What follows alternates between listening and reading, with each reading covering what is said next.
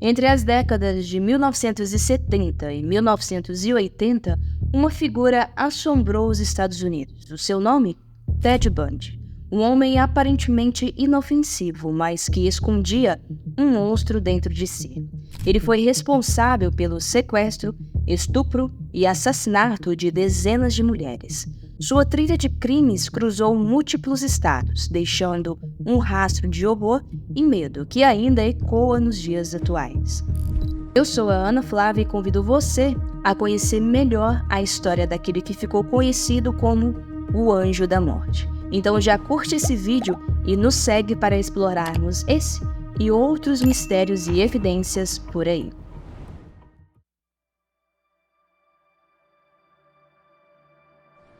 O nascimento de Ted Bundy em 24 de novembro de 1946 marcou o início da trajetória de um homem que se transformaria em um assassino em série. Sua origem foi ofuscada por um segredo familiar perturbador. Sua mãe, Lois, uma jovem mãe solteira, ocultou a identidade de seu verdadeiro pai e apresentou Ted como o seu irmão mais novo. Isso para evitar um escândalo na comunidade. A infância de Ted foi marcada por uma atmosfera repleta de violência e incerteza. Criado por seus avós, testemunhou agressões frequentes, sendo vítima de um ambiente familiar violento. Essa dinâmica confusa resultou em um jovem deslocado e solitário que se envolveu em comportamentos perturbadores, como a tortura de animais, um indício precoce de sua futura psicopatia. Essas experiências traumáticas, somada ao seu período escolar marcado pelo bullying, contribuíram para uma infância, digamos que turbulenta. Apesar disso, Bundy destacou-se academicamente, sendo considerado um rapaz inteligente, educado e elegante por seus conhecidos, apesar de sua instabilidade em empregos.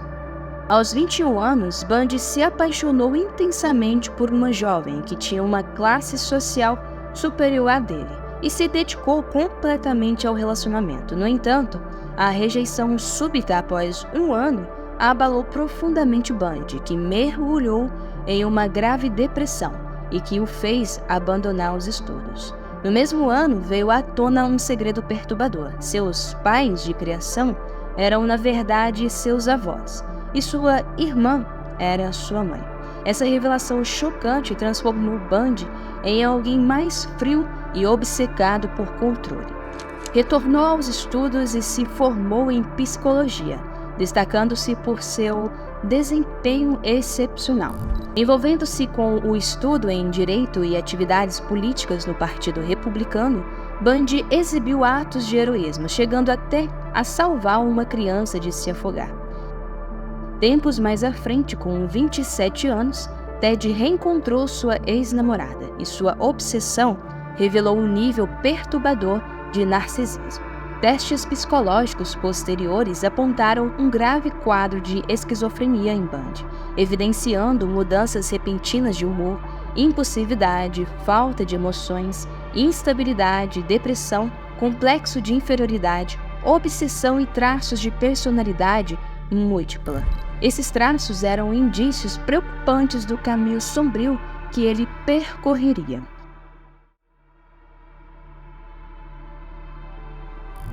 Todas as vítimas de Ted Bundy eram jovens mulheres, uma escolha derivada do profundo ódio que ele nutria pelo sexo feminino, algo enraizado em seu relacionamento conturbado com sua mãe e posteriormente com sua grande amada, que o rejeitou.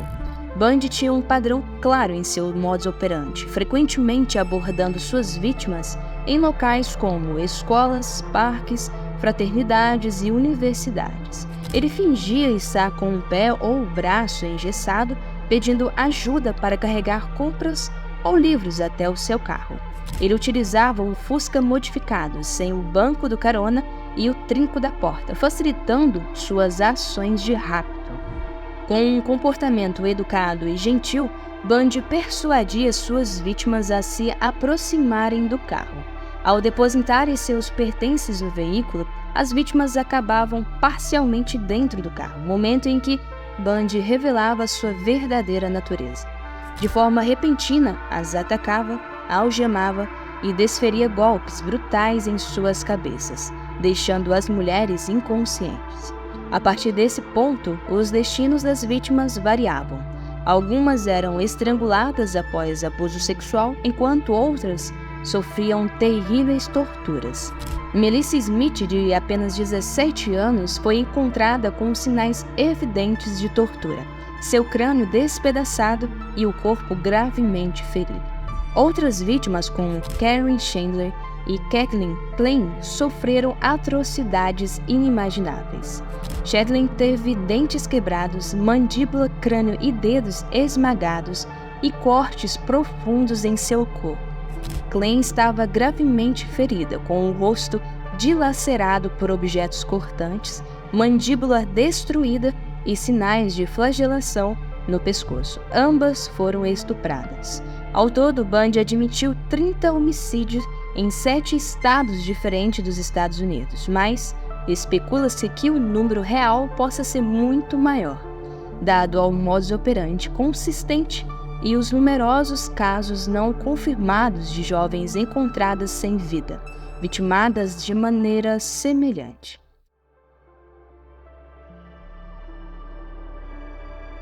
Após ser pego, Ted Bundy enfrentou seu primeiro julgamento em junho de 1979 em Miami, por crimes cometidos na fraternidade Chi Omega, na Universidade Estadual da Flórida. Bundy optou por se defender sozinho, confiante de sua inocência. No entanto, Nina Healy, testemunha-chave, o identificou como o homem armado que foi visto na fraternidade. O caso foi ainda mais enfraquecido pelo depoimento do odontologista Dr. Richard, que comparou marcas de mordidas no corpo de uma das vítimas, Lisa Levy, com moldes dentários de Bundy, obtendo uma correspondência bem precisa. Essa prova técnica ligava diretamente Bundy aos crimes. O veredito foi proferido em 23 de julho de 1979. O júri considerou Ted Bundy culpado de todas as acusações.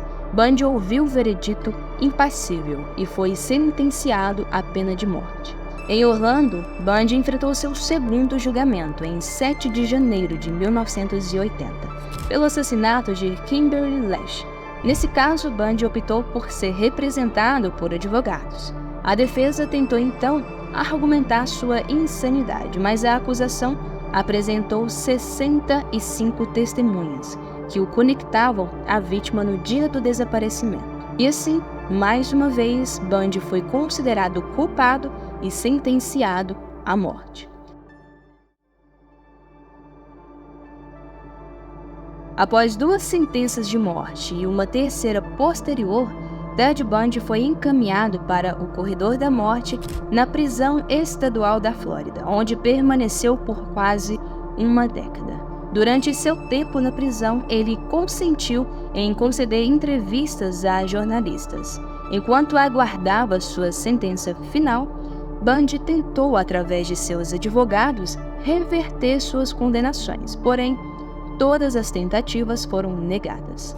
Sem mais vias de recurso, Bundy concordou em colaborar com os investigadores, abrindo-se e confessando a maioria de seus crimes. Segundo relatos de um dos detetives envolvidos no caso, as confissões de Bundy eram extraordinariamente detalhadas, dando a impressão de que ele estava presente nos locais dos crimes, revivendo cada momento de seus atos.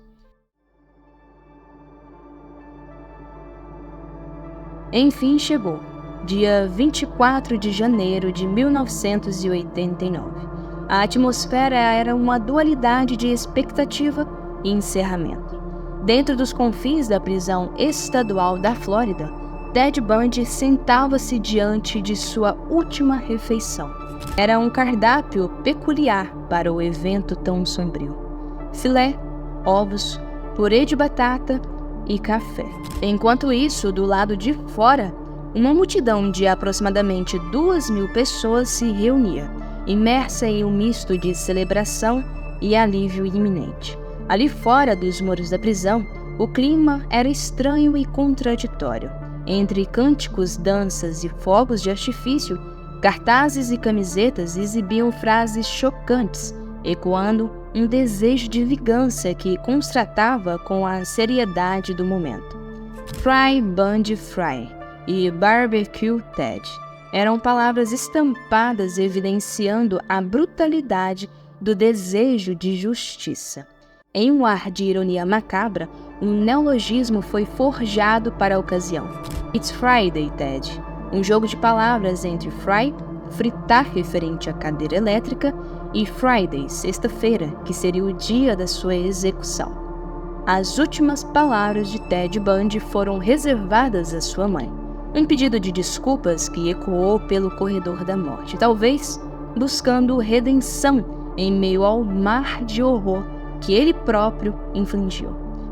Era o fim do Anjo da Morte. Bundy, um homem marcado por sua misoginia e pela trágica trilha de vítimas ao longo de sua existência, enfrentava, enfim, o merecido fim.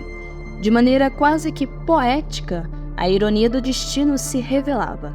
No ato final, foi uma mulher quem acionou a cadeira elétrica, encerrando para sempre a presença nefasta de Ted Bundy no mundo. Um capítulo obscuro da história, encerrado naquele instante de silêncio, pungente e efêmera paz.